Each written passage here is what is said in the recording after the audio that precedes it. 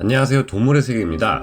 현존하는 동물 최강 포식자라고 생각하면 떠오르는 동물이 손가락 안에 꼽을 겁니다. 그중 한반도를 대표하는 포식자라고 하면 바로 호랑이가 떠오르는데요. 호랑이는 이빨도 무섭지만 큰 동물을 잡을 때의 기습 장면을 보면 타격의 제왕이라 할 수 있습니다. 그렇다면 상대가 사자 같은 동물이 아니라 주짓수의 1인자라면 어떤 결과가 나올까요? 타격의 제왕 마이크 타이슨을 닮은 호랑이, 그리고 주짓수의 대가 호이스 그레이시를 닮은 아나콘다의 치열한 승부를 다뤄보겠습니다. 호랑이가 아나콘다를 사냥할 가능성. 호랑이가 아나콘다를 잡는 가장 유력한 시나리오는 단숨에 아나콘다의 머리를 가격하거나 송곳니로 물어버려 제압하는 것일 겁니다. 반면 아나콘다가 호랑이를 잡을 수 있는 가장 좋은 시나리오는 물속에서 매복하고 있다가 물 위를 헤엄치는 호랑이를 단숨에 덮쳐 온몸을 휘감아 꼼짝도 할 수 없게 만드는 것일 테고요. 하지만 두 사냥꾼은 모두 그리 손쉽게 상대방에게 우위를 내주지 않을 것이 분명합니다. 아나콘다들 또한 자신의 머리가 약점이라는 것을 알기 때문에 머리를 공격당하게 되면 거의 반사적으로 공격 대상을 휘감고 반격하려 듭니다. 호랑이 또한 사냥감이 눈치채지 못하게 아주 은밀하게 기습하는데 도 같은 동물이고, 총을 든 포수들이 자신을 잡으려 하면 숨어서 이를 지켜보다 기습할 정도로 영악한 동물입니다. 이 둘은 실제로 야생에서 충돌한 적은 없지만 비슷한 동물들의 사례를 살펴보면 결과가 어느 정도는 예측할 수 있을 것으로 보이는데요. 첫 번째로 아나콘다를 사냥하는 제규어의 모습을 통해 호랑이가 아나콘다를 사냥할 가능성을 점쳐볼 수 있다 생각합니다. 제규어는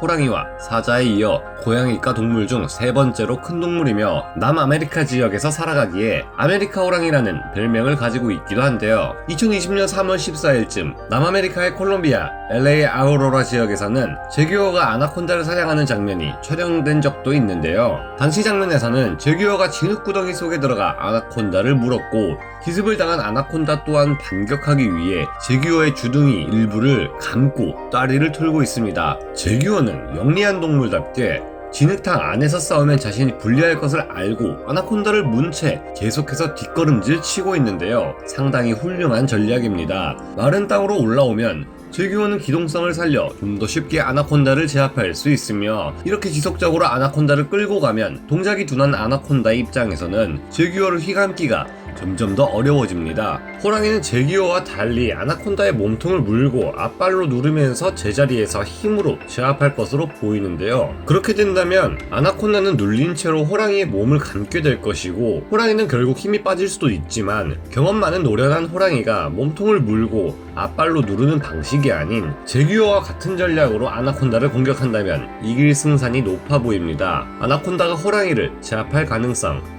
하지만 제규어와 아나콘다의 싸움에서 항상 제규어가 승리하는 것은 아닙니다. 반대로 아나콘다가 제규어를 덮쳐 잡아먹는 경우도 만만치 않은데요. 제규어는 집요한 사냥꾼이라 150kg에 달하는 아나콘다가 자신이 유리한 영역인 물속으로 도망가자 이를 쫓아가 치열한 수중전을 벌이면서까지 아나콘다를 잡기도 합니다. 이때도 제규어는 아나콘다에게 휘감기지 않기 위해 아나콘다의 꼬리 부분을 집중적으로 물어뜯고 잡아당기며 끝내 아나콘다를 잡을 수 있었죠. 아나콘다는 상대방을 칭칭 감아야 반격할 수 있는데, 이렇게 되면 자꾸 몸이 일자로 펴지니 그렇게 할 수가 없는 것이죠. 이때에도 뛰어난 사냥 전략이 빛을 발했지만 사실 물속에서 이 같은 행동을 하는 것도 제규어에게도 위험한 행동입니다. 아나콘다는 육지에서는 육중한 최고를 빨리 움직일 수 없지만 자신의 홈그라운드라 할 수 있는 물속에서는 유연하고 민첩하게 움직일 수 있기 때문입니다. 그린 아나콘다의 헤엄치는 속도는 최대 16km에 달할 정도인데요. 물속에서는 부력이 작용하기 때문에 육중한 무게와 관계없이 빠르게 움직일 수 있기 때문이죠. 요즘 아나콘다들 중에는 과거처럼 그렇게 큰 개체들을 찾아보기 쉽지 않지만 비공식적으로 그린 아나콘다 중에는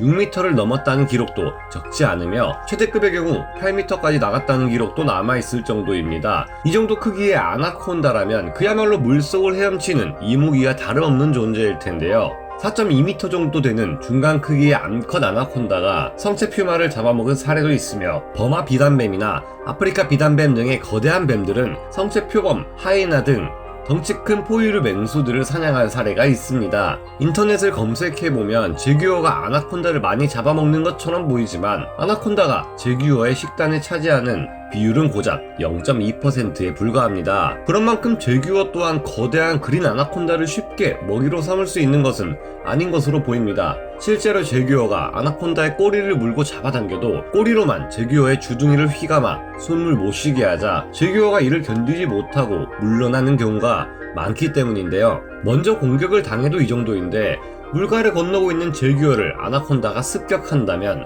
얼마든지 잡아먹을 수 있겠죠. 상대가 제규어보다 큰 호랑이나 사자라 해도 이 점은 다를 것이 없어 보입니다. 호랑이 대 아나콘다 승부에 결정적인 영향을 미칠 요인은 상대가 제규어보다 훨씬 큰 벵골 호랑이나 시베리아 호랑이이고 그 중에서도 250kg 이상의 대형 개체라면 반대쪽은 6m에서 8m급의 그린 아나콘다를 상대로 놓아야 어느 정도 체급이 맞을 것 같은데요. 이 정도 크기의 거대한 아나콘다들은 웬만해서는 물가를 잘 벗어나지 않기 때문에 호랑이가 이들을 사냥하려면 어쩔 수 없이 불리한 물가로 가야만 할 겁니다. 호랑이는 은밀한 기습의 대가이지만 아나콘다는 이를 모두 감지해낼 수 있는 특별한 기관이 있습니다. 아나콘다는 두 갈래로 갈라진 혀를 야콥슨 기관이라 불리는 입 표면의 작은 구멍에 넣어 먹이를 쫓는 데 사용합니다. 또한 아가리 비늘 아래에 열을 감지하는 기관이 있어 마치 적외선 카메라처럼 어둠 속에서도 목표를 찾을 수 있습니다. 하지만 6에서 8m급의 아나콘다라고 해도 호랑이는 너무 크고 위험한 먹이이기에 이를 보면 사냥하려 들기보다는 피하려 들 겁니다. 이 지역에 떨어진 호랑이가 몹시 굶주려 있는 상태라면 아나콘다를 보고 기습해 사냥하려 들 텐데요. 뛰어난 센서로 호랑이를 감지하는 아나콘다가 물속으로 도망가면 물을 겁내지 않는 호랑이는 따라 들어가 제규어가 하는 것처럼 아나콘다의 꼬리를 물고 잡아당길 것으로 보입니다. 이때 얼마나 욕심을 내느냐에 따라 승패가 갈라질 수 있을 텐데요. 꼬리를 물린 아나콘다는 호랑이의 주둥이를 휘감으려 할 텐데 이를 잘 견제하면서 자신이 유리한 곳으로 아나콘다를 끌고 와 힘을 충분히 빼놓는다면 호랑이가 승리할 것입니다. 그린 아나콘다는 육지에서는 자신의 무거운 몸에 허파나 장기가 짓눌려 압사하는 일도 있지만 호랑이는 무게가 250kg이 넘는 주제에 거의 날아다닐 정도로 재빠르죠. 1톤짜리 인도들소도 한 방에 골로 가는 앞발 가격에 머리를 맞으면 그 즉시 아나콘다는 저승행 열차를 타고 염라대왕을 만나러 가야 할 겁니다. 하지만 자신의 힘을 믿고 물속에서 아나콘다를 힘으로 제압하려 했다간 금세 전세가 역전되고 말 겁니다. 거대한 몸으로 호랑이를 칭칭 휘어감은 아나콘다는 자신이 살기 위해 절대 호랑이를 풀어주지 않고 물속으로 끌고 들어갈 것이며 호랑이는 그곳에서 익사하게 되고 말 겁니다. 호랑이들도 개체마다 성격이 다 다른 만큼 각각의 개체가 아나콘다를 잡을 때 행동이 다를 것입니다. 어떤 호랑이는 물러나지 않는 실수를 했다가 아나콘다에 의해 죽음을 맞을 수도 있을 것이고 어떤 호랑이들은 침착하게 아나콘다를 끌고 나와 맛있고 배부른 식사를 즐길 수 있겠죠. 하지만 호랑이의 평소 사냥 모습을 살펴보면 신중하게 행동하는 호랑이가 더 많을 것이고 아나콘다를 이기는 호랑이들의 숫자가 더 많지 않을까 조심스레 추측해봅니다. 물론 이 같은 대결은 야생에서는 절대 일어날 리가 없다고 생각됩니다. 호랑이가 남아메리카 정글에 풀려날 일도 없고 물가에서 생활하는 그린 아나콘다가 아시아 쪽으로 건너올 일도 없으니까요. 여러분들은 두 동물이 싸웠을 때 그 결과가 어떨 것이라 생각하시나요?